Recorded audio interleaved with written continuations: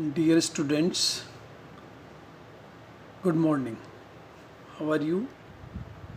Today I am going to teach you the lesson according to syllabus BA Part 3rd English Literature Paper 2nd Prose and Fiction.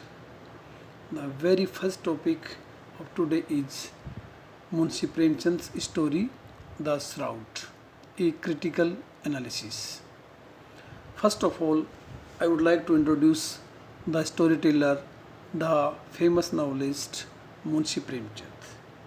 As you know, that Munshi Premchand has been regarded as the greatest novelist of India. He represents the society in which he lived, observed, and wrote as well. He was a very simple man. His stories are a reflection of the society during his time. Reflection means whatever he saw in his society, he noted down in his stories. His stories are known for their beautiful portrayal of complex human emotions. It means he writes about abstract things in which the human beings lived.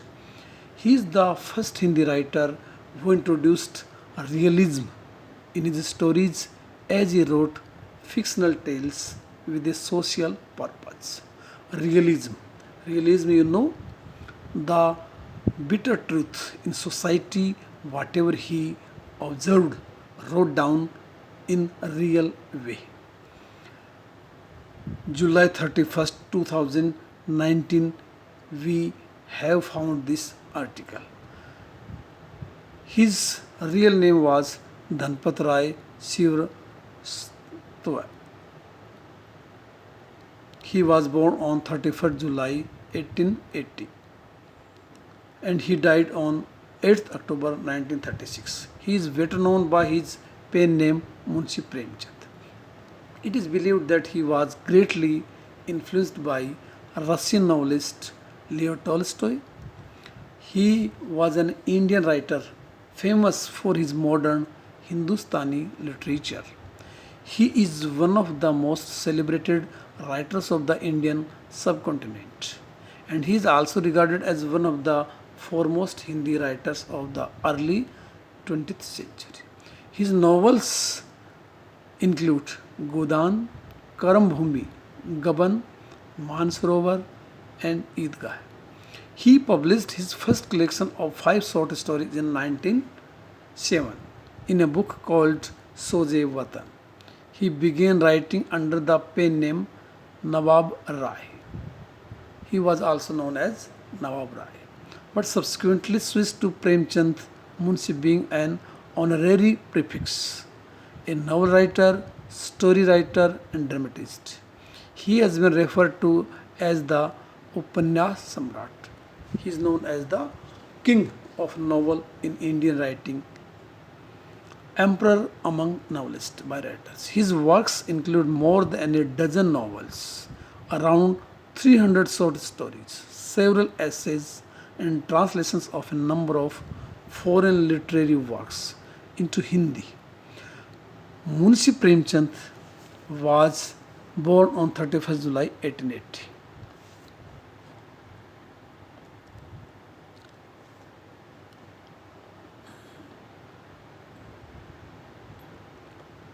In Lami, a village located near Varanasi, Banaras, and was named Dhanpat Rai. Dhanpat Rai means master of wealth. His ancestors came from a large caste family which owned 8 to 9 bigha of land. His grandfather, Guru Sahib Rai, was a patwari, village land recorder keeper, and his father, Ajay Rai, was a post office clerk.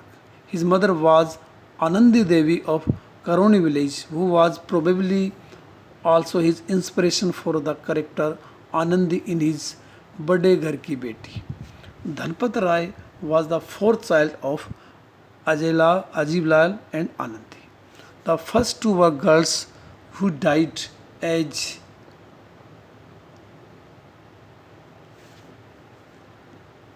infants, and the third one was a girl named Sugi. His uncle Mahavir, a rich landowner, nicknamed him Nawab, means prince. Nawab Rai was the first pen name chosen by Dhanpatra. So, students, I have talked about his personal background, how he lived with his parents, and how he owned his name Dhanpat Rai, and he is known as the famous novelist of the 20th century.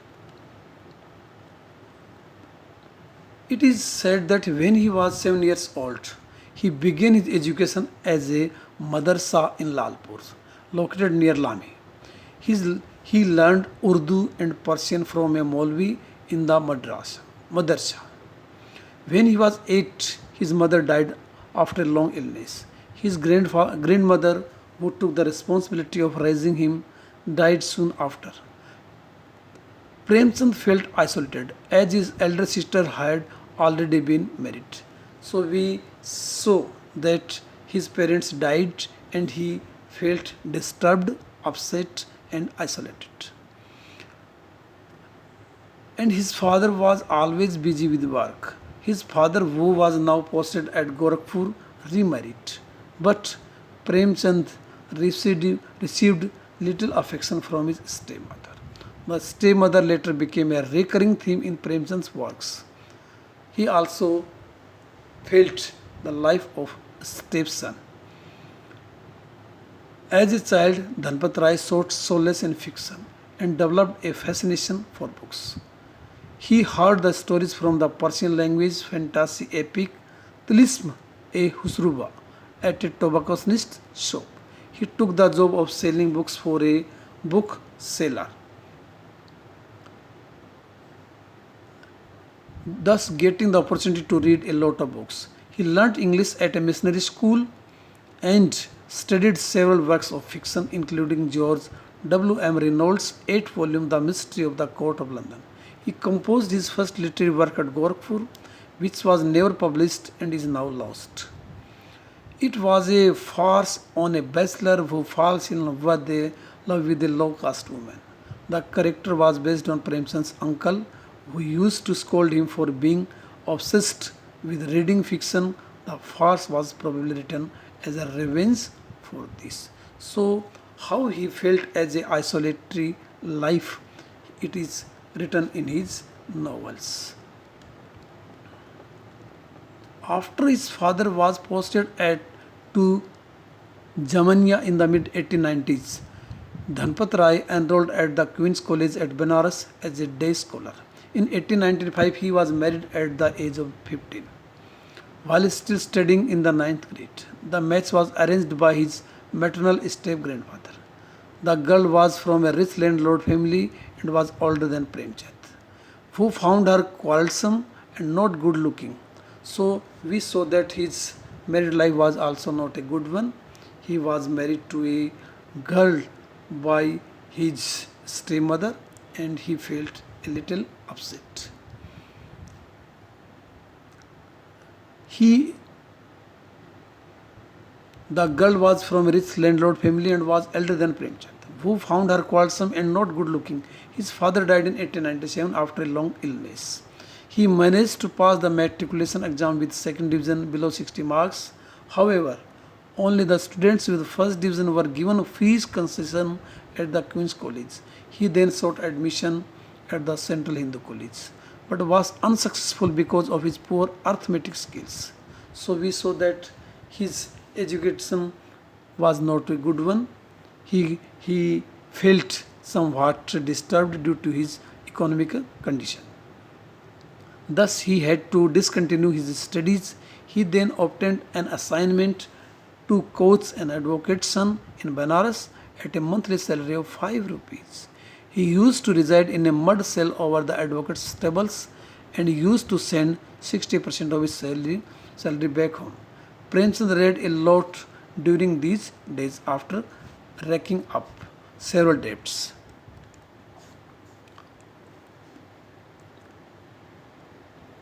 We have seen that the background of Premchand was very, very poor, and he wrote the story The Shroud.